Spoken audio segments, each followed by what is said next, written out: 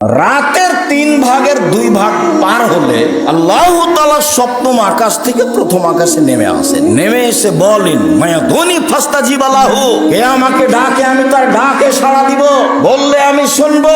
মায়াসুনি ফাতিয়াহু, কে কি চায়, যে যা চায় আমি তাকে তাই দিয়ে দিব। আলা কুল্লি শাইইন কাদির, তিনি সর্বশক্তিমান, সবকিছু করতে পারে। কে গাড়ি বাড়ি চায়, কে জমি জায়গা চায়, কে ছেলে মেয়ে চায়, কে বিপদ থেকে বাঁচতে চাই, যে যা চায় আমি তাকে সেটাই করে দেব। মায়াস্তাগফিরনি ফাগফির লাহু, কে আমার কাছে ক্ষমা ভিক্ষা চাই আমি তাকে ক্ষমা করে দিব।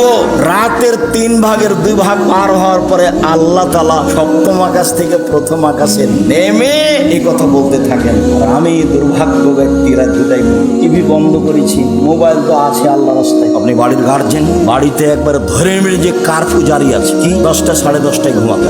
ব্যবসা বাণিজ্যের লোকেরা হিসাব করে না, 11টায় ঘুমাবে একবারে জরুরি ভাবে। যারা পড়াশোনা করছে ব্যতীত যে কোনো মূল্যে ছেলে মেয়ে রাত 10টার পরে ঘুমিয়ে যাবে, এটা আপনাকে শক্তভাবে পদক্ষেপ নিতে হবে। একরাহুল কালামা বাদালি সাহেব, এশার সালাতের পরে আল্লাহর নবী কথা বলা ঘৃণা করতেন।